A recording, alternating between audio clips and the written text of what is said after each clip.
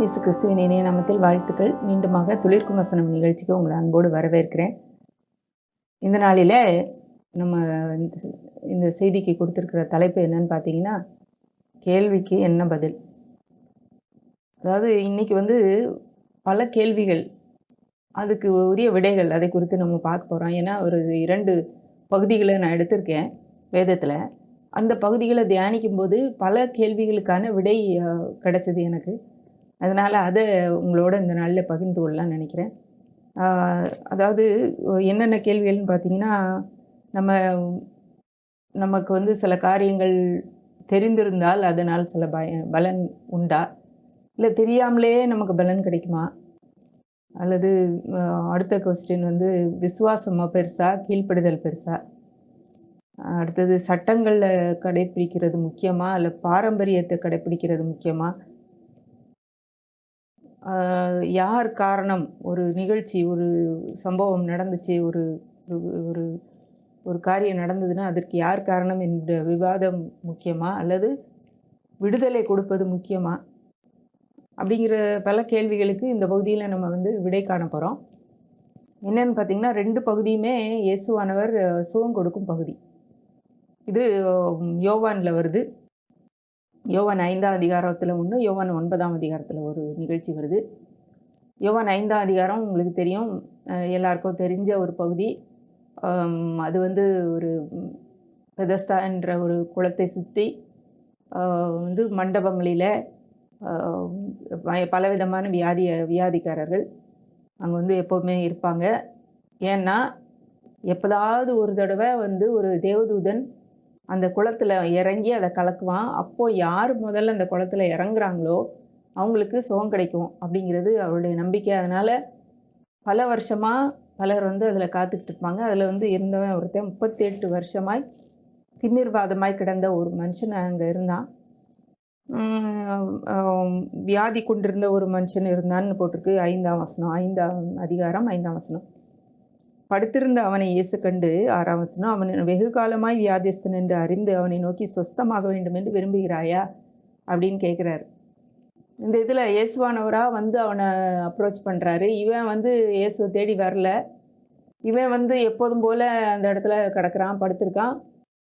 ஒரு நாள் 2 நாள் இல்லை, இது ஒரு வருஷக்கணக்காக, ஒரு 38 வருஷம். ஒருவேளை அவனுக்கு விவரம் தெரிஞ்சதுலேருந்து இப்போ வரைக்கும்னு வச்சுக்கலாம். ஏன்னா அவ்வளோ நாளாக அவன் இந்த இடத்துல 38 வருஷமாக வியாதி உள்ளவன் அவன். இப்போது அவனுக்கு என்ன சொல்கிறான், அவர் கேட்ட கேள்வி நீ சுகமாகணும்னு விரும்புறியா அப்படின்னு கேட்குறாரு. இவன் தண்ணீர் கலக்கப்படும் போது என்னை கொண்டு விடுறதுக்கு யாருமே இல்லை, நான் போகிறதுக்கு முன்னாடி யாரோ ஒருத்தன் போயிடுறான், அதனால் எனக்கு சுகம் கிடைக்கல அப்படின்னு சொல்கிறான். அவனுக்கு சுகம் வேணுமா வேண்டாமான்றதுக்கு பதில் வேற யாரையோ சொல்கிறான். மற்றவங்க போயிடுறாங்க, அதனால் முடியல. இன்னொன்று, எனக்கு யாரும் உதவி செய்கிறதுக்கு இல்லை அப்படின்னு சொல்லி மற்றவங்களை சொல்லிகிட்டு இருக்கான். அப்போ இயேசு அவனை நோக்கி எழுந்திரு, உன் படுக்கை எடுத்துக்கொண்டு நடங்கிறாரு. உடனே அந்த மனுஷன் சுஸ்தமாகி தன் படுக்கை எடுத்துக்கொண்டு நடந்து போனான். அந்த நாள் ஓய்வு நாளாக இருந்தது. இது ஒரு பகுதி. இந்த பகுதிக்கு பிறகு இன்னொரு பகுதி பார்த்திங்கன்னா, அதாவது யோவான் 9ஆம் அதிகாரம் 1ஆம் வசனத்தில், அவர் அப்புறம் போகையில் பிறவி குருடனாகிய ஒரு மனுஷனை கண்டார். இதில் பார்த்திங்கன்னா, பிறவி குருடன், இவனுமே பிறந்ததுலேருந்து குருடன். இப்போ பெரிய வளர்ந்த ஆள். இப்போது அவனுக்கும் பார்வைன்னா என்னன்னே தெரியாது. அப்படிப்பட்ட பார்க்குறதுன்னா அவனுக்கு அந்த அனுபவமே இல்லாத ஒரு மனுஷனை கண்டார். அப்போது சீஷர்கள் என்ன கேட்குறாங்க, ரபி, இவன் இப்படி குருடனாய் பிறந்தது யார் செய்த பாவம்? இவன் செய்த பாவமா, இவனை பெற்றவர்கள் செய்த பாவமா அப்படின்னு கேட்குறாங்க. அப்போ இவங்க அவனுக்கு ஏன் இந்த சூழ்நிலை இப்படி வந்துச்சு அப்படின்னு சொல்லி அதை அவங்க கேட்குறாங்க. ஆனால் ஆண்டவர் என்ன சொல்கிறாருன்னா, இது அவன் செய்த பாவமும் அல்ல, அவன் பெற்றோர்கள் செய்த பாவமும் அல்ல, தேவனுடைய கிரியைகள் இவனிடத்தில் வெளிப்படும் பொருட்டே இப்படி பிறந்தான். உடனே அப்போ தேவன் தான் இந்த மாதிரி அவனை படைச்சாரு அப்படின்னு சொல்லி நம்ம எடுத்துக்கக்கூடாது. இதில் என்ன சொல்கிறாரு, இப்போ அவனுடைய சரீரத்தில் தேவனுடைய கிரியைகள் வெளிப்பட போகுது, அதுக்காக தான் அவன் இப்படி பிறந்திருக்கான் அப்படின்னு சொல்லிட்டு அடுத்த வசனம் பாருங்கள். பகற்காலம் இருக்க மட்டும் நான் என்னை அனுப்பினவருடைய கிரியையை செய்ய வேண்டும், ஒருவனும் கிரியை செய்யக்கூடாத ராக்காலம் வருகிறது. இதில் சொல்கிறாரு, பகற்காலம் இருக்கிற வரைக்கும், அதாவது நான் இப்போ இருக்கிற வரைக்கும் சரியான கிரியைகளை செய்ய முடிகிற வரைக்கும் நான் வந்து அவருடைய அனுப்பினவருடைய கிரியை செய்யணும். ஒருவனும் கிரியை செய்யக்கூடாத ராக்காலம் வருது. இப்போ அனுப்பினவருடைய கிரியை என்னன்னா, இவனை சுகமாக்குறது, இவனை வந்து விடுதலையாக்குகிறது. இவனுக்கு கண்ணு கட்டி போய் கிடக்குது, கண்ணு தெரியாமல் குருடனாக இருக்கிறான். அதுலேருந்து அவனுக்கு பார்வை அளிக்கக்கூடியதான் அனுப்பினவருடைய கிரியை. அடுத்து பாருங்கள், நான் உலகத்தில் இருக்கையில் உலகத்துக்கு ஒளியாக இருக்கிறேன் அப்படின்னு அடுத்த வசனத்தை சொல்கிறாரு. இப்போது ஒளி வெளிச்சம் அப்படின்னாலே வந்து அது ஒரு சந்தோஷத்தை கொடுக்குது, ஒரு விடுதலையை கொடுக்குது. நம்ம வந்து ஒரு அழகாக ஒரு தெளிவாக பார்க்க முடியுது. அந்த ஒளியில் நம்முடைய கடமைகளை நன்றாக விடுதலையோடு செய்ய முடியுது. இருட்டில் வந்து நமக்கு நிறைய டிஸ்அட்வான்டேஜ் இருக்குது. நம்மளால் நிறைய காரியங்களை செய்ய முடியாது. அப்படிப்பட்ட ஒரு கட்டுப்பாடு இல்லாத ஒரு ஒளி அவர். நம்மை விடுதலையாக்க வந்தவர், நமக்கு ஒரு தெளிவை கொடுக்க வந்தவர். அப்போது நான் ஒளியாக இருக்கிறேன் உலகத்தில் இருக்கையில்னு சொல்லிட்டு அவனுக்கு வந்து அவர் வந்து உமிழ்நீர்னால் சேறு உண்டாக்கி அவன் கண்ணில் பூசி நீ போய் கழுவு அப்படிங்கிறாரு. இவன் போகிறான், போய் சுகமாகறான். சுகமாகி திரும்பி வர்றான். அதுக்கு பிறகு சில காரியங்கள் நடக்குது. அதையுமே வச்சு தான் நம்ம இன்றைக்கி பார்க்க போகிறோம். இப்போது இதுதான் இந்த நடந்த ஒரு 2 நிகழ்ச்சிகள். இது வந்து ஒரு கொஞ்சம் வித்தியாசமான நிகழ்ச்சியாக இருக்குது. இதில் வந்து 2லேயுமே பார்த்திங்கன்னா, 2லேயுமே இவங்களா வந்து தேவனிடத்தில் வரல, ஆண்டவரிடத்துல சுகம் வேண்டும் என்று சொல்லி வரல. அவங்க 2 பேரும் வந்து ரொம்ப நாள் சுகவீனமாக இருந்தாங்க. கொஞ்ச நாள் இல்லை, அப்போ தான் ஒரு ஜுரம் வந்தது, இல்லை ஏதோ நடந்தது அப்படின்னு கிடையாது. இவங்க வந்து 38 வருஷம் இவன் வந்து பிறந்ததுலேருந்து இப்போ பெரிய மனுஷனாக இருக்கிறான், பெரிய வளர்ந்தவன். ஏன்னா அடுத்து பின்னாடியே அவங்க அப்பா அம்மா சொல்கிறாங்க இவன் பெரியவனாக இருக்கான், அவன்கிட்ட பேசுங்கன்னு சொல்லி. இப்போ ஒருவேளை நல்ல ஒரு வளர்ந்த மனிதன் தான். இப்போது 2 பேருமே ரொம்ப நாளாக சுகவீனமாக இருக்கிறாங்க. 2 பேருமே இயேசுவினிடத்தில் அவர்களாகவே வரல, இயேசுவாக போகிறாரு அவர்கிட்ட, அவங்ககிட்ட. ஏன்னா இந்த முதல்ல இருந்தவன் வந்து, அதாவது திமிர்வாதமாக இருந்தவன் வந்து அந்த இடத்துல படுத்திருக்கான். இவராக போய் கேட்குறாரு, உனக்கு சுகம் வேணுமான்னு கேட்குறாரு. அதே மாதிரி இந்த குருடன் பார்த்து சீஷர்கள்லாம் இவன் ஏன் அப்படி பிறந்திருக்கான்னு சொல்லி அதை பற்றி பேசிகிட்டு இருக்காங்க. இவங்க வந்து அந்த பக்கம் போயிட்டுருக்காங்க. போகும்போது அவன் பார்க்குறாங்க. இப்போது இவங்க யாரும் வரல, அவராகவே சுகம் கொடுக்குறாரு. இது வித்தியாசமான ஒரு சுகம்தான் இல்லை. அவங்க வந்து ஓடி வந்து இவர் வந்து விடுதலை கொடுக்கக்கூடியவர், இவர் சுகம் கொடுக்கக்கூடியவர், எனக்கு விடுதலை கொடுக்கக்கூடியவர், இயேசுவே எனக்கு உதவி செய்யுங்கன்னு சொல்லி கூப்பிடலை. அதை பற்றி அறிவுமே அவங்களுக்கு இல்லை. அவர்கள் இருவரும் அவர் யார் என்று தெரியாமலே இயேசுவின் ஆனால் எப்படி அவங்களுக்கு வந்து விடுதலை கிடைச்சதுன்னு பார்த்தீங்கன்னா, அவர் யாருன்னு தெரியாட்டா கூட அவர் மூலமாக அவர்கிட்ட விடுதலை வாங்கிக்கிட்டதுக்கு காரணம் என்னன்னு பார்த்தீங்கன்னா, அவர் சொன்னதுக்கு கீழ்ப்படிஞ்சாங்க. 2 பேருமே செஞ்சாங்க. இவனை படுத்து கிடந்து எத்தனையோ வருஷம் 38 வருஷமாக சுகவீனமாக இருக்கிற அவனை பார்த்து ஆண்டவர் வந்து நீ எழுந்துரு, உன் படுக்கை எடுத்துக்கொண்டு நடன்னு சொல்கிறாரு. இவர் யார் எவருன்னு முன்ன பின்ன பார்த்ததில்ல. அவனுக்கு முடியாமல் அவன் கிடக்கிறவனால நடக்க முடியுமா என்னன்னு தெரியாமல் இவர் வந்து என்னை எழுந்திருச்சு நடன்னு சொல்கிறாரேன்றது அவனுக்கு அதை பற்றி யோசிக்கலை. ஏதோ ஒன்று அவருடைய வார்த்தையில் இருந்த ஒரு வல்லமை அவனை வந்து செயல்பட தூண்டிச்சு. உடனே அதுக்கு கீழ்ப்படிஞ்சு ஒத்துழைச்சி எழுந்திரிச்சு நடந்து தூக்கிட்டு போகிறான். அவர் சொன்ன மாதிரியே படுக்கை எடுத்துட்டு அவன் வச்சு படுக்கிறதுக்குன்னு வச்சுருந்த எல்லாத்தையும் சுருட்டி கையில் எடுத்துட்டு நடந்து போகிறான். அதே மாதிரி இந்த குருடனுக்கும் வந்து அவனுக்கும் வந்து இயேசுன்னு ஒரு வேளை பேர் தெரிஞ்சிருக்கு. ஏன்னா ஒரு வசனத்தில் வருது வந்து, இயேசு என்ற ஒருவர் என்னை வந்து இப்படி செய்ய சொன்னார் அப்படின்னு சொல்லி சொல்கிறான். அப்போ இயேசுன்னு அவர் பேர் தெரிஞ்சிருக்கு, ஒருத்தருன்னு தெரிஞ்சிருக்கு. வேற அதை பற்றி அவனுக்கு வேற எதுவுமே அவரை பற்றி தெரியல. ஏன்னா ஆனால் இவர் சொன்ன காரியம் வந்து அவர் வந்து கண்ணில் வந்து சேர பூசுறாரு, போய் சீலவம்ல குளத்தில் போய் கழுவுங்கிறாரு. அதை கீழ்ப்படிஞ்சு போகிறான். ஒருவேளை இவன் யோசித்திருந்தான்னா, எனக்கே கண்ணு தெரியல, இவர் கூட்டிகிட்டு போய் எனக்கு கழுவி விடுவார்னு பார்த்தா இவர் கழுவலை, என்னை போக சொல்கிறாரே அப்படின்னு சொல்லி அதெல்லாம் யோசிக்காமல் இவர் சொல்கிறாரு நம்ம கீழ்ப்படியணும் அப்படின்ற ஒரு இதில் அவன் போகிறான். அவனுக்கு பார்வை கிடச்சிருது. இப்போது 2 பேருமே வந்து அவங்களுக்கு இயேசு யார் என்று தெரியாமலே அவர் வார்த்தைக்கு கீழ்ப்படிந்து சுகத்தை பெற்றுக்கொண்டாங்க. 2 பேருமே வந்து ஒரு அற்புதமான ஒரு சுகம், இம்மீடியட் ஹீலிங், மிராக்குலஸ் ஹீலிங், ஒரு அற்புத சுகத்தை உடனடியாக பெற்றுக்கொண்டாங்க. எப்போ அவங்க எந்த நிமிஷம் அவங்க கீழ்ப்படிஞ்சாங்களோ, அவனுக்கு வந்து எழுந்துரு, படுக்கைய எடுத்துக்கொண்டு நடன்னு சொன்ன அடுத்த செகண்டே, இவன் வந்து அங்க கண்டுபிடிச்சு போயி, அங்க போய் கழுவிட்டு, கழுவுன உடனே அவனுக்கு பார்வை அடைந்தவனா திரும்பி வந்தான்னு பார்த்தா. ஒரு கீழ்ப்படிதல் நடந்த உடனே அவங்களுக்கு வந்து விடுதலை கிடைக்குது. இன்னொரு காரியம் பார்த்தீங்கன்னா, இதுல வந்து 2 பகுதியிலயுமே இயேசுவானவரை இவர்கள் மீண்டும் சந்திக்கக்கூடிய வாய்ப்பு கிடைச்சது. இதே மாரி நிகழ்ச்சிகள் வந்து வேற யாருக்கும் கிடைச்ச மாரி இதுல வந்து ரெக்கார்ட் பண்ண மாரி தெரியல. நம்முடைய மத்தேயு, மார்க்குல, லூக்காலலாம். ஏற்கனவே சுகவீனமா இருந்தவங்க திரும்ப வந்து இயேசுவோட பேசுறது மாரி எங்கேயுமே அது எழுதப்படவில்லை. ஆனால் இங்க யோவான் எழுதுறாரு. அந்த திமிர்வாதக்காரன அவர் வந்து திமிர்வாதக்காரன் சுகமாகிட்டான். மீண்டுமாக அவன வந்து தேவாலயத்துல அவர் பார்க்குறாரு. பார்த்து அந்த பகுதியை நான் வாசிக்கிறேன். அதற்கு பின்பு யோவான் 5:14 அதற்கு பின்பு இயேசு அவனை தேவாலயத்திலே கண்டு, இதோ நீ சொஸ்தமானாய், அதிக கேடானதொன்றும் உனக்கு வராதபடி இனி பாவம் செய்யாதே என்றார். திரும்ப வந்து பார்த்து அவனை தேவாலயத்தில் பார்க்குறாரு. பார்த்த உடனே நீ சுகமாயிட்ட, நல்ல சரியான இடத்துல தான் இருக்கான். அவன் வேற எங்கேயும் ஊர் சுற்றிக்கிட்டு இருக்கல, சரியான இடத்துல இருக்கான். நீ சுகமாயிட்ட, உனக்கு இன்னும் வந்து கேடானதொன்றும் வராதபடி இனி பாவம் செய்யாத. இதில் நம்ம ஒரு பெரிய ஒரு உண்மையை நம்ம கற்றுக்கொள்ளலாம். அதாவது பாவத்தின் விளைவினால் வந்த வியாதிகள் இருக்கு. ஒருவேளை இந்த மனுஷனுக்கு அப்படிப்பட்ட ஒரு வியாதி தான் வந்திருக்கலாம். ஏதோ ஒரு காரியத்தை அவன் தொடர்ந்து செய்ததுனாலே அவனுக்கு வந்த விளைவா இருக்கலாம். அப்போ ஆண்டவர் சொல்றாரு, இனி நீ போய் பாவம் செய்யாத. ஏன்னா இதோட மோசமான விளைவுகள் வராமல் இருக்கணும்னா நீ பாவம் செய்யக்கூடாது அப்படின்னு சொல்லி அவனுக்கு ஒரு அட்வைஸ் கொடுக்குறாரு. அவனுடைய சுகத்தை தக்க வைத்துக் கொள்வதற்கு ஒரு ஒரு ஒரு ஆலோசனையை கொடுக்குறாரு. இப்போ அடுத்து இவனையும் பாருங்க, அடுத்த அந்த கண்ணு குருடனா இருந்தவனையும் அவன் வந்து திரும்ப பார்க்குறாரு ஆண்டவர். 9ஆம் வசனம், 9ஆம் அதிகாரம், யோவான் 9ஆம் அதிகாரம் 35ஆம் வசனம்.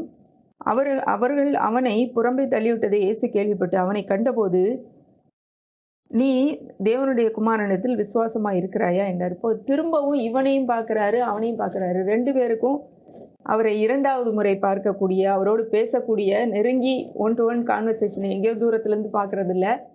ஒரு பெரிய ஒரு சுகமளிக்கும் ஒரு அற்புத ஊழியரை ஒரு தடவை அவராகவே வந்து சுகம் கொடுத்துட்டாருன்னு வைங்க. நம்மளை பார்த்து நம்மள்கிட்ட வந்து சுகம் கொடுத்துட்டாரு. ஆனால் 2வது தரையும் அவரை வந்து பக்கத்தில் பார்க்கக்கூடிய ஒரு சூழ்நிலை, அவராகவே வந்து நம்மள்கிட்ட பேசக்கூடிய ஒரு சூழ்நிலை இருந்ததுன்னா எப்படி இருக்குமோ அது மாதிரி தான் இருந்திருக்கும் அவங்க 2 பேருக்கும். இப்போது வாய்ப்பு பெற்றன. இப்போ வந்து இதில் வந்து திமிர்வாதக்காரன், அதாவது அவன் படுத்து கிடந்தானே 38 வருஷம், அவனுக்கு வந்து ஒரு எச்சரிப்பு கொடுக்கப்பட்டது. இனி போய் பாவம் செய்யாத அப்படின்னு சொல்லி ஒரு எச்சரிப்பு அவனுக்கு கொடுக்கப்பட்டது. அப்போ நம்ம ஏற்கனவே பார்த்த மாதிரி அவனுடைய பாவத்தின் விளைவினால் இந்த வியாதி வந்திருக்குமோ என்னன்னு தெரியல. அதனால ஆண்டவர் வந்து இனி போய் பாவம் செய்யாத இல்லை, அவனுடைய உள்ளத்தின் ஆழத்தை அவர் அறிந்திருப்பார். இவனுக்குள்ளே அந்த பாவத்தின் மேல் ஒரு விருப்பம், ஒரு ஈர்ப்பு இருக்குது. அதுல இருந்து அவனுக்கு வந்து அதை வந்து நம்ம எச்சரிக்கணும்னு சொல்லி அவனுக்கு எச்சரிப்பு கொடுக்குறாரு. ஆனா இவங்க 2 பேருக்கும் இவ்வளோ நேரம் ஒற்றுமையை சொல்லிட்டு வந்தேன். இப்போ பார்த்தீங்கன்னா இவன் வந்து இயேசுன்றதை இப்போ இது வரைக்கும் யார் உனக்கு சுகம் கொடுத்தான்னு கேட்குறாங்க. அவனை கூப்பிட்டு வச்சு அவன் இப்படி படுக்கை எடுத்துட்டு நீ போகக்கூடாது. யூதர்கள் பரிசேயர்லாம் சேர்ந்து அவனை கேட்குறாங்க, இது ஓய்வு நாள். 2மே சுகம் கொடுத்தது ஓய்வு நாள். இதில் வந்து நீங்கள் முதல்ல வந்து இதையும் நம்ம புரிஞ்சுக்கணும். ஆண்டவர் சுகம் கொடுத்த பகுதி ஓய்வு நாள். ஓய்வு நாளில் அவங்க வந்து எந்த வேலையுமே செய்யக்கூடாது. அதாவது படுக்கை எடுத்துகிட்டு போகிறதுனா ஒரு பெரிய ஒரு குற்றம். அது வந்து ரோட்டு வழியாக தூக்கிட்டு போகிறான். அப்போ அவனை கூப்பிட்டு கேட்குறாங்க, ஏன் போகிற நீ ஓய்வு நாளில் எப்படி தூக்கிட்டு போகலான்னு கேட்கும்போது, எனக்கு சுகம் கொடுத்தவர் படுக்கை எடுத்துகிட்டு போக சொன்னார், அதான் நான் படுக்கை எடுத்துகிட்டு போகிறேன் அப்படிங்கிறான். அப்போ அவங்க வந்து அது யார் நீ அப்படி சொன்னதுன்னு கேட்டால், எனக்கு வந்து தெரியாது அப்படின்னு சொல்லி சொல்கிறான். யாருன்னே எனக்கு தெரியாது. அப்போ பாருங்கள், இது ஒரு கேள்வி கூட நான் அதில் வச்சுருந்தேன். நம்ம அறியாமல் சுகம் பெற முடியுமா? அறியாமல் வந்து ஒரு காரியத்தை பெற்றுக்கொள்ள முடியுமா? ஆனால் இவன் வந்து அப்படிதான் அறியாமல் ஆண்டவர்கிட்ட சுகம் பெற்றிருக்கான். ஆண்டவர் யார், இயேசு யார் என்பதை உண்மையாகவே புரிந்து கொள்ளாமலே அவரிடத்துலேருந்து சுகம் பெற்றிருக்கான். எப்படி அவர் சொன்ன வார்த்தையின் வல்லமையினாலே அவன் வந்து அதை வந்து செயல்படுத்தி அவர் சொன்னதுக்கு கீழ்ப்படிஞ்சு சுகத்தை பெற்றுக்கொண்டு அவங்களுக்கு எங்களுக்கு தெரியலங்கிறான். ஏன்னா அந்த இடத்துல கூட்டமாக இருந்ததுன்றாரு போட்டிருக்குது. ஒருவேளை இயேசுவானவரும் நம்ம நினைக்கிற மாதிரி ஒரு படங்களில் பார்க்குற மாதிரி அவர் தலையில் ஒரு ஒரு வெள்ளையா ஒரு என்ன சொல்கிறது, ஹேலோ இருக்கிற மாதிரி ஒரு ஒளிமயமான வட்டம் இருக்கிற மாதிரியோ, அல்லது வித்தியாசமாக அவருடைய அப்படி கையெல்லாம் அப்படி வச்சுட்டு ஒரு முகமெல்லாம் பிரைட்டாக அப்படிலாம் இருக்கிற மாதிரி இருந்திருந்தா அவன் உடனே அடையாளம் கண்டுபிடிச்சிருப்பான், இவர் வேற யாரோ தேவதூதன் யாரோ அப்படின்னு நினச்சிருப்பான். ஆனால் அவர் வந்து சாதாரணமாக தான் இருந்திருக்கிறாரு, மனுஷனாக தான் காணப்பட்டார். வேதவசனம் கூட சொல்லப்படுது, அவரை பார்க்கும்போது அவரை வந்து விரும்பத்தக்க ரூபம் அவருக்கு இல்லாது இருந்ததுன்னு. அப்போ சாதாரண மனுஷங்களை மாதிரி தான் இருந்திருப்பார். அதனால அவங்களுக்கு தெரியல, அவர் யாருக்கு தெரியல. இப்போ கூட்டமாக இருந்ததுனாலே இயேசு விலகி இருந்தாருன்னு போட்டிருக்கு. அப்போ வந்து அவனுக்கு அந்த நேரத்தில் யாருன்னு தெரியல. ஆனால் இவர் வந்து திரும்பவும் நீ பாவம் செய்யாத, நீ சுகம் கிடச்சிருச்சு அப்படின்னு சொன்ன உடனே அவர் யாருன்னு புரிஞ்சுக்கிட்டா. ஓ, இவர் இயேசு அப்படின்னு சொல்லி அறிந்த உடனே அவனுடைய ரெஸ்பான்ஸ் பார்த்தீங்கன்னா, போய் அவருக்கு எதிரடையாக இருக்கிற மக்கள் இடத்துல போய் இவர் இயேசு என்று அவங்ககிட்ட போய் சொல்கிறான். இப்போது இதுலேருந்து நம்ம படித்து கொள்ள வேண்டியது என்னென்னா, நம்ம வந்து ஆண்டவர் யார் என்று அறிந்ததும் நம்முடைய ரெஸ்பான்ஸ், நம்முடைய வினை, நம்ம செய்யக்கூடிய செயல்பாடு, நம்முடைய செயல்பாடு எப்படி இருக்குது. அவரை வந்து இவன் வந்து ஆண்டவர் என்று ஏற்றுக்கொண்டு சரி என்று தன்னுடைய தவறுக்கு இனிமேல் போகக்கூடாது, நம்முடைய சுகத்தை தக்க வைத்து கொள்ள வேண்டும் என்ற ஒரு எண்ணம் அவனுக்கு இல்லை. இவர் யாருன்னு போய் போட்டு கொடுத்துடணும். ஏன்னா அவங்க வந்து அப்போவே பேசுகிறாங்க, இப்படி பண்ணுறவனை நம்ம கொலை செய்யணும் அப்படின்னு சொல்லி. ஏன்னா அடுத்த அந்த வசனத்தை நான் வாசிக்கிறேன். யோவான் 5ஆம் அதிகாரம் 10ஆம் வசனம். ஆதலால் யூதர்கள் குணப்பட்டவனை நோக்கி, இது ஓய்வு நாளாக இருக்கிறதே, படுக்கை எடுத்துக்கொண்டு போகிறது உனக்கு நியாயம் இல்லை, இது சரி கிடையாதுங்கிறாங்க. அவன் பிரதித்திரமாக, என்னை சொஸ்தமாக்கினவர் உன் படுக்கை எடுத்துக்கொண்டு நடவென்று எனக்கு சொன்னார். அப்போ கரெக்டாக சொல்கிறான். அவர் சொன்னார், நான் அப்படி தான் செய்கிறேன், கீழ்ப்படுகிறேன் அப்படின்னு சொல்லி சொல்கிறான். அப்போ அதற்கு படுக்கை எடுத்துக்கொண்டு நடவென்றுடன் சொன்ன மனுஷன் யார் அப்படின்னு கேட்குறாங்க. அடுத்து அவனுக்கு தெரியலன்னு போட்டிருக்கு. அடுத்த வசனம், அதற்கு பின்பு தேவாலயத்தில் கண்டு, இதோ சொஸ்தமானாய், அதிக கேடானது ஒன்றும் உனக்கு வராதுபடி இனி பாவம் செய்யாதேங்கிறாரு. அந்த மனுஷன் போய் தன்னை சொஸ்தமாக்கினவர் இயேசு என்று யூதருக்கு அறிவித்தான். அப்போது இவர் இயேசுவானவர், இவர் தான் என்னை சுகமாக்கி இருக்கிறாரு, ஐயோ எவ்வளவு நல்லவர், நான் இவரை பின்பற்றுவேன், இவர் சொன்ன ஆலோசனையை பின்பற்றுவேன், அவர் சொன்னதை கேட்டு தானே எனக்கு சுகம் கிடச்சிருக்கு, இப்போ நான் பாவம் செய்யக்கூடாதுன்னு சொல்கிறாரு, அதை நான் பின்பற்றுவேன்னு இல்லாமல் அவர் யாருன்னு தெரிஞ்ச உடனே அவரை போய் போட்டு கொடுக்குறதுக்கு நேராக போய் கண்டுபிடிச்சி அந்த ஆட்கள் யாருன்னு கண்டுபிடிச்சி அவங்கள்ட்ட போய் சொல்கிறான். அடுத்து பார்த்தீங்கன்னா 16ஆம் வசனம், இயேசுவிகளை ஓய்வு நாளில் செய்தபடியால் யூதர்கள் அவரை துன்பப்படுத்தி அவரை கொலை செய்ய வகை தேடினார்கள். அவரை வந்து துன்பப்படுத்தி பாடுபடுத்தி அவரை கொலை செய்யணுன்றது அவங்களுடைய நோக்கமாயிடுச்சு. அப்போ இவங்களுடைய இன்டென்ஷன், அவங்களுடைய யூதர்களுடைய நோக்கத்தை இவன் ஒருவேளை புரிஞ்சிருப்பான்னு நினைக்கிறேன். முதல்ல யார் இந்த ஆள் பண்ணது, இப்படிலாம் பண்ணக்கூடாதே, நம்முடைய சட்டத்திட்டங்களுக்கு புறமா பண்ணுறான்னு அப்படின்னு சொல்லி அவங்க வந்து கேட்க ஆரம்பித்த உடனே இவன் வந்து கண்டுபிடிச்ச உடனே ஓடி போய் சொல்கிறான், இவனுக்கு தன்னுடைய சுகம், இவ்வளவு பெரிய ஒரு அற்புத சுகம் நமக்கு கிடச்சிருக்கு, இதை கொடுத்தவரை நீ மீண்டும் பார்க்கக்கூடிய ஒரு பாக்கியம் எனக்கு கிடச்சிருக்கு, அவரை நான் பின் செல்வேன், அவர் சொன்ன ஆலோசனையை நான் தொடர்ந்து பின்பற்றி இன்னும் பல ஆசீர்வாதங்களை பெற்றுக்கொள்வேன்ற எண்ணம் இல்லை. அதே போல தான் இந்த அடுத்த குருடனாக இருந்தவனை பார்த்தீங்கன்னா, இயேசுவானவர் அதே மாதிரி செய்கிறாரு. அவனுக்கு போய் கழுவி சுகம் கிடச்சி வந்துடுறான். அப்பொழுது அவனாக, அதாவது 9ஆம் அதிகாரம், யோவான் 9ஆம் அதிகாரம் 8ஆம் வசனத்தை வாசிக்கிறேன். அப்பொழுது அயலகத்தாரும் அவன் குருடனாக இருக்கையில் அவனை கண்டிருந்தவர்களும், இவன் உட்கார்ந்து பிச்சை கேட்டு கொண்டிருந்தவன் அல்லவா என்றார்கள். இப்போது நம்ம முதல்ல பார்க்குறோம் வந்து குருடன் மட்டும்தான் நம்ம பார்க்குறோம். இப்போ தான் பார்க்குறோம் அவன் உண்மையாகவே குருடனாக இருந்ததுனால பிச்சை எடுத்துக்கிட்டு இருந்திருக்கான். ரொம்ப ஒரு கீழ்த்தரமான வேலையை தான் செஞ்சுட்டு இருந்திருக்கான். அப்போ வந்து அவனை பார்த்தவங்க, இவன் வந்து பிச்சை எடுத்து கொண்டிருந்தவன் இல்லையா அப்படின்றாங்க. உடனே சிலர் வந்து அவன் தான்றாங்க, இல்லை அவனை மாதிரி இருக்கான் அப்படின்னு சொல்லி பேசுகிறாங்க. இவன் சொல்கிறான், நான் தான் சொல்கிறான். அப்பொழுது அவர்கள் அவனை நோக்கி, உன் கண்கள் எப்படி திறக்கப்பட்டது, கண்ணு எப்படிப்பா திறந்துச்சு, பிறவியிலேருந்தே நீ பிறந்ததே குருடனாக தானே பிறந்த, எப்படி திறந்துச்சு அப்படின்னு கேட்குறாங்க. அப்போ வந்து இவன் சொல்கிறான், 11ஆம் வசனம், இயேசு என்னப்பட்ட ஒருவர் சேருண்டாக்கி என் கண்களின் மேல் பூசி, நீ போய் சீலோவாம் குளத்திலே கழுவு என்றார். அப்படியே நான் போய் கழுவி பார்வையடைந்தேன். இவனுக்கு தெரியுது இயேசு தான் வந்தார், அவர் வந்து சேருண்டாக்கி எனக்கு பூசினார், போய் கழுவினார், போய் கழுவினேன், பார்வையடைந்தேன். இவனுக்கு இயேசுவை பற்றி தெரிஞ்சிருக்கு. ஆனால் சில உண்மையாக அவர் யாருன்றது இவனுக்கும் தெரியல. அவனுக்கு பேர் கூட தெரியல, அவனை ஒருவேளை அவனுக்கு கண்ணு திறந்தா இருந்திருக்கும், பார்த்துருப்பான் நேர. ஆனா கூட அவனுக்கு வந்து அவரை ஐடென்டிஃபை பண்ண தெரியல. இவன் கண்ணு தெரியாதவன் தான். ஆனா கூட இவர் இயேசுன்றது எப்படியோ அவனுக்கு தெரிஞ்சிருக்கு. பக்கத்துல இருக்கவங்க பேசுனாங்களா என்னன்னு தெரியல. கண்ணு தெரியாம இருந்தா கூட அவருடைய பேரை சொல்றான். அடுத்து பாருங்க, அப்பொழுது அவர்கள் அவர் எங்கே என்றார்கள். அவன் எனக்கு தெரியாது அப்படிங்கிறாங்க. உடனே குருடனாக இருந்த அவனை பரிசேயர் இடத்தில் கொண்டு போறாங்க. அவன் அயலகத்தார் சுற்றில இருந்தவங்கலாம் சரி அப்பா உனக்கு சுகம் கிடைச்சிருச்சு அப்படின்னு சொல்லி நினைக்கல. இவனை கூட்டிட்டு போய் பரிசேயர்ன்ற அந்த சட்ட திட்டங்களை கைக்கொள்ளும் மக்களுக்கு அதாவது அவர்கள் வந்து மக்கள் சரியா நடக்கிறாங்களான்றதை கூட எல்லா நேரம் பார்த்துக்கிட்டே இருப்பாங்க அந்த பரிசேயர். அவங்ககிட்ட கொண்டு போறாங்க. ஏன்னா அது ஓய்வு நாளா இருந்தது. ஓய்வு நாள்ல அவன் கண்ணை திறந்துட்டான்ற மாதிரி ஒரு இது. அப்புறம் அதான் இயேசுவானவர் இவனுடைய கண்ணை திறந்துட்டாருன்றது ஒரு குற்றச்சாட்டுனால கொண்டு போயிருக்கலாம். ஆகையால் பரிசேயரும் அவனை நோக்கி இப்போ 2வது பரிசேயர் கேட்குறாங்க, நீ எப்படி பார்வையடைந்தாய் என்று மறுபடியும் கேட்டார்கள். அதற்கு அவன் என் கண்களின் மேல் சேற்றை பூசினார், நான் கழுவினேன் காண்கிறேன் அப்படிங்கிறான். அப்பொழுது பரிசேயர் சிலர் அந்த மனுஷன் ஓய்வு நாளை கை கொள்ளாததினால் அவன் தேவனிடத்திலிருந்து வந்தவன் அல்ல என்றார்கள். வேறு சிலர் பாவியாக இருக்கிற மனுஷன் இப்படிப்பட்ட அற்புதங்களை எப்படி செய்வான் என்றார்கள். விதமாய் அவர்களுக்குள்ளே பிரிவினை உண்டாயிட்டு. இந்த பரிசேயரில் வந்து கொஞ்சம் அவங்களுக்குள்ளே ஒரு பெரிய வாக்குவாதம் நடக்குது. ஓய்வு நாளை அவன் வந்து கண்டிப்பாக அவன் பின்பற்றாத மனுஷன் தேவனிடத்துலேருந்து வந்திருக்க மாட்டான். ஏன்னா தேவனிடத்துலேருந்து வந்தால் தான் சுகம் கொடுக்க முடியும். ஆனால் இங்கே பார்த்தீங்கன்னா ஒரு மனுஷன் கண்ணு முன்னாடியே அந்த மனுஷன் நிற்கிறான், பிறவி குருடன் கண்ணை திறந்து நிற்கிறான். அந்த ஒரு அற்புதத்தை அவங்க வந்து செய்தவர் உண்மையாகவே தேவனிடத்தில் வந்தவர்ன்ற எண்ணம் அவங்களுக்கு இல்லை. இது வந்திருக்க மாட்டாருன்றாங்க. சிலர் சொல்கிறாங்க பாவியாக இருக்கிறவன் வந்து எப்படி அற்புதங்களை செய்ய முடியும் அப்படிங்கிறாங்க. அப்போ அற்புதங்கள் தேவனிடத்திலிருந்து வருகிறதுன்றதை விசுவாசிக்கிறாங்க. ஆனால் இவர் தேவனிடத்தில் வந்தவர்ன்றது அவங்களால ஏற்றுக்கொள்ள முடியல.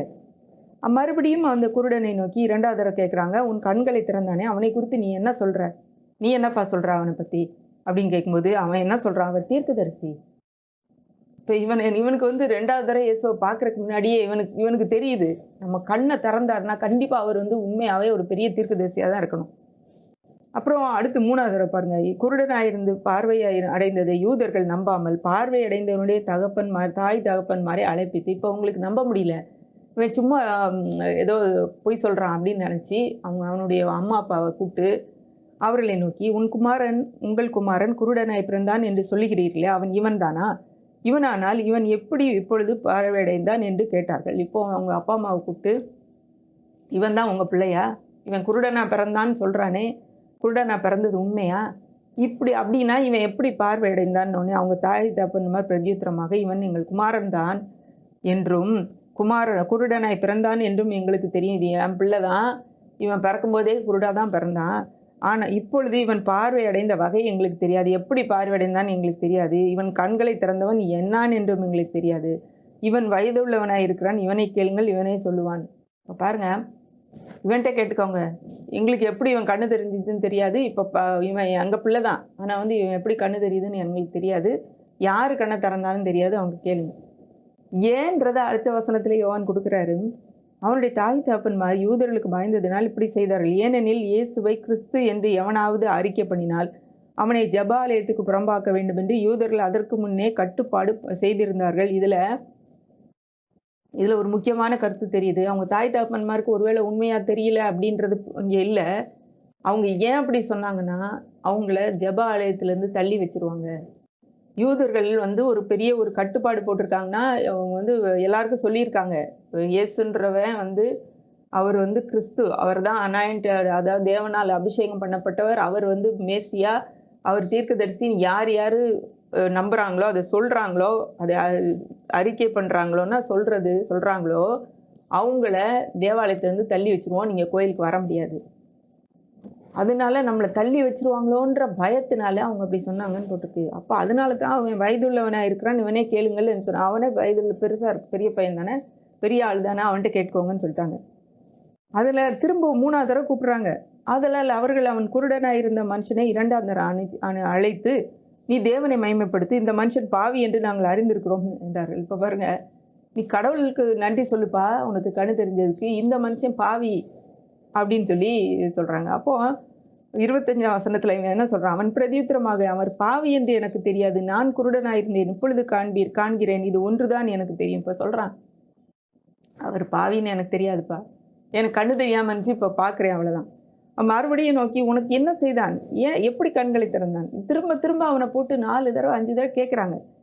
அதுக்கு அவன் சொல்றான், முன்னமே நான் சொன்னேன், நீங்கள் கேளாமல் போனீர்கள். மறுபடியும் கேட்க வேண்டியது என்ன? அவருக்கு சீஷராகணும்னு நினைக்கிறீங்களா? அவங்க வந்து யாருன்னு தெரிஞ்சு அவருக்கு சீஷராக ஆகணும்னு நீங்க நினைக்கிறீங்களான்னு கேட்குறான். உடனே அவங்களுக்கு கோவம் வந்து அப்பொழுது அவர்கள் அவனை திட்டுறாங்களே, நீ அவனுடைய சீஷன், நாங்கள் மோசேயினுடைய சீஷர். மோசேயினுடனே தேவன் பேசினார் என்று அறிவோம், இவன் எங்கே இருந்து வந்தவன் என்று அறியோம் என்றார்கள்.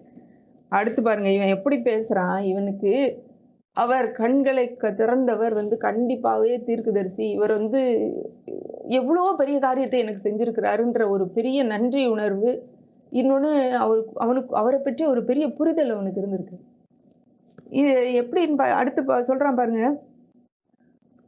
அந்த மனுஷன் அவர் 30ஆம் வசனத்தை நான் வாசிக்கிறேன். அவர் என் கண்களை திறந்திருந்தும் அவர் எங்கே இருந்து வந்தவர் என்று நீங்கள் அறியாதிருக்கிறது ஆச்சரியமான காரியம். பாவிகளுக்கு தேவன் செவி கொடுக்கறதில்லை என்று அறிந்திருக்கிறோம். ஒருவன் தேவபக்தியுள்ளவனாய் இருந்து அவருக்கு சித்தமானதை அவனுக்கு செய்தால் அவனுக்கு செவி கொடுப்பார். பிறவி குருடனை கண்களை ஒருவன் திறந்தான் என்று உலகம் உண்டானது முதல் நீங்கள் கேள்விப்பட்டதில்லையே? அவர் தேவனிடத்திலிருந்து வராதிருந்தால் ஒன்றும் செய்ய மாட்டாரே. இவ்வளோ பேசுகிறான். இப்போ நீங்கள் தேவபக்தி இல்லாதவங்க, பாவிகள், அவங்களுக்கு தேவன் செவி கொடுக்க மாட்டார். அவர் தேவனிடத்திலிருந்து வராமல் இருந்தால் இப்படிலாம் செய்ய முடியாது.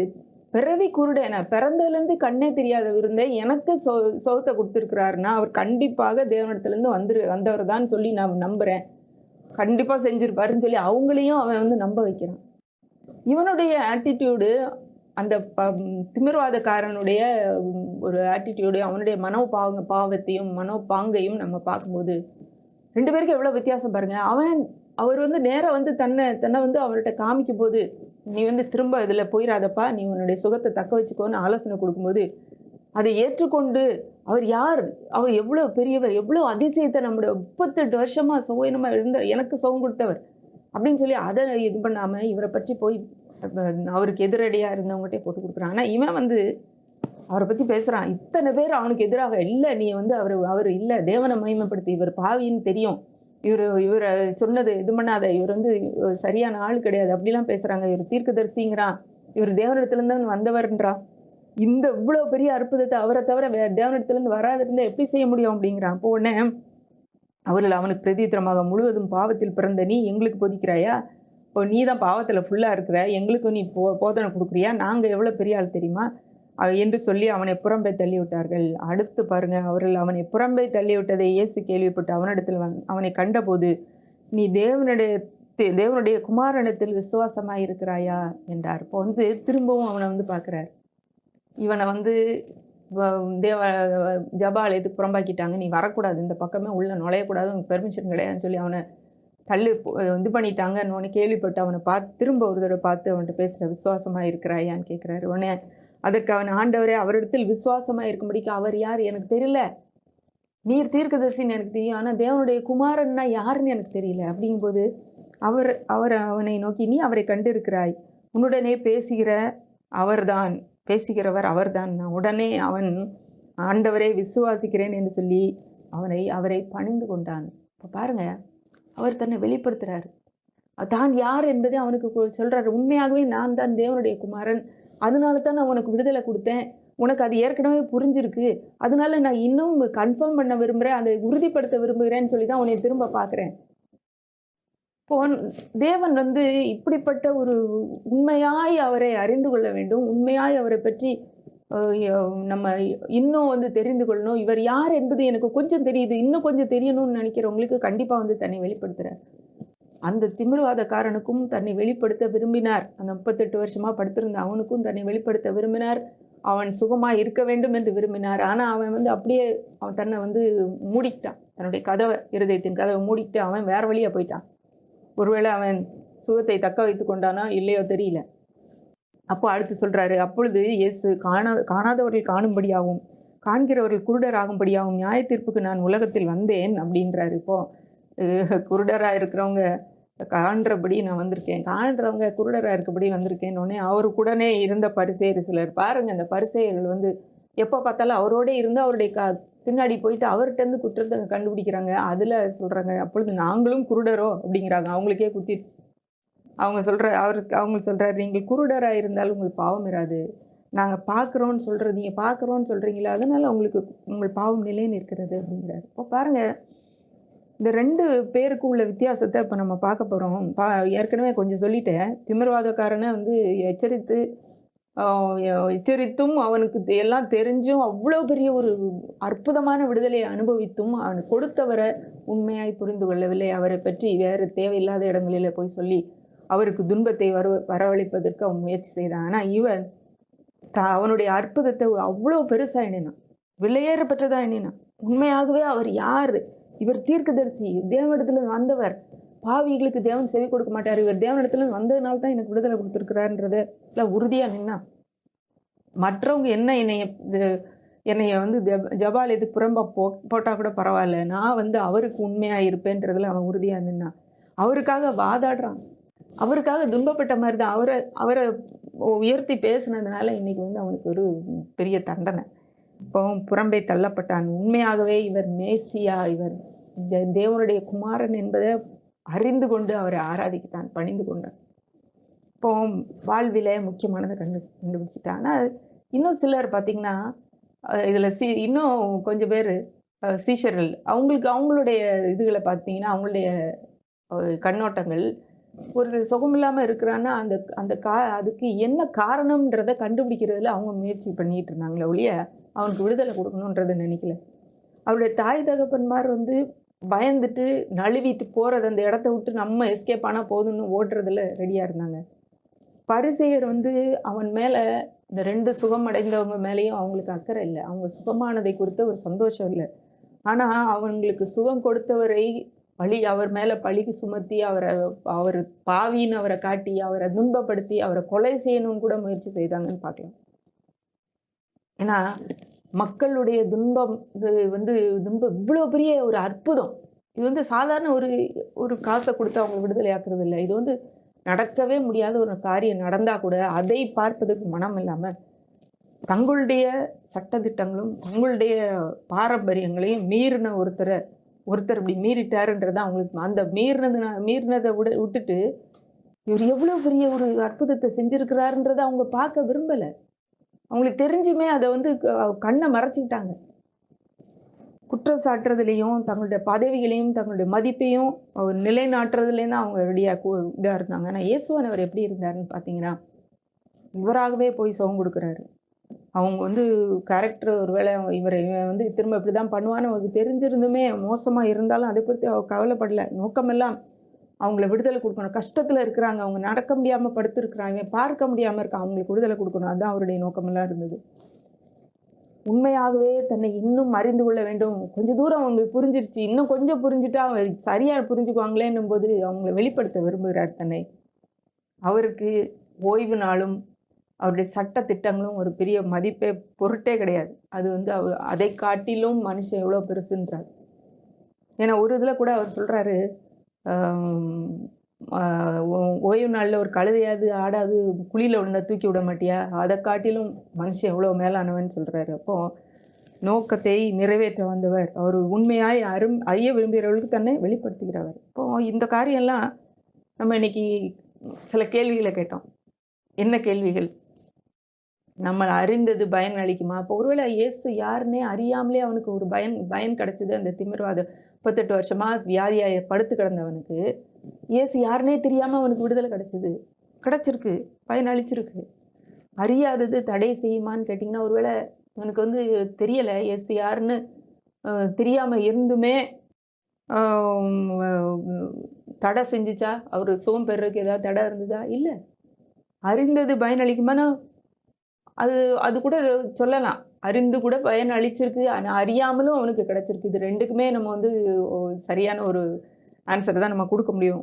2மே கரெக்டுன்னு தான் சொல்ல முடியும். இப்போ விசுவாசமாக கீழ்ப்படுத்தலான்னு கேட்கும்போது ஆண்டவர் ஒவ்வொரு விதத்திலே சுகம் கொடுக்குறாரு. அவருக்கு சுகம் கொடுத்த எல்லாமே ஒரே மாதிரி இல்லை. இதில் நம்ம பார்த்த 2 இதுலேயுமே நிறைய வித்தியாசங்கள் இருக்குது. அப்போது இதுல விசுவாசமா கீழ்ப்படுதலான்னு பார்த்தீங்கன்னா, இதுல வந்து அவர்கள் 2 பேருமே கீழ்ப்படிந்தது தான் நம்ம விசுவாசத்துக்கு அடையாளமா நம்ம சொல்ல முடியும். அவங்களுடைய ஒ அவர் சொல்லிட்டாரு. அவருடைய வார்த்தைக்கு கீழ்ப்படிஞ்சது அவருடைய விசுவாசத்தின் ஒரு வெளிப்பாடாக இருந்ததுனாலே அவர்கள் சுகத்தை பெற்றுக்கொண்டாங்க. அப்போ கீழ்ப்படியும்போது நம்ம என்ன சொல்றோம்னா, "ஆண்டவரே நீ சொல்றத நான் ஏற்றுக்கொள்றேன், விசுவாசிக்கிறேன், அதன்படி செய்றேன்." அப்படின்னு சொல்லி செய்றது விசுவாசத்தை காட்டுகிற ஒரு செயல். அப்போ 2மே ஒண்ணோட ஒண்ணு தொடர்புல இருக்கு. இப்போ சட்டங்களா, பாரம்பரியமா எது முக்கியம்? விடுதலை தான் முக்கியம். இன்னொன்னு இந்த இந்த சூழ்நிலை வந்ததுக்கு யார் காரணம்க்கு வந்து ஒரு டிஸ்கஷன் முக்கியமா? வாக்குவாதம் முக்கியமா? இல்ல. அவனுக்கு விடுதலை குடுக்குறது தான் முக்கியம். அதத்தான் ஆண்டவர் அன்னைக்கு செய்தாரு. இன்றைக்கு நம்முடைய வாழ்க்கையில நம்ம இந்த இத்தன பேர் பார்த்தோமே! அந்த 2 ஓ 38 வருஷமா சுயநலமா இருந்த மனுஷன. அடுத்தது அந்த குருடனா இருந்தவன், பிறவி குருடன். அடுத்தது பரிசேயர்கள், அவருடைய தாய் தகப்பன்மார், சீஷர்கள், இயேசு கிறிஸ்து.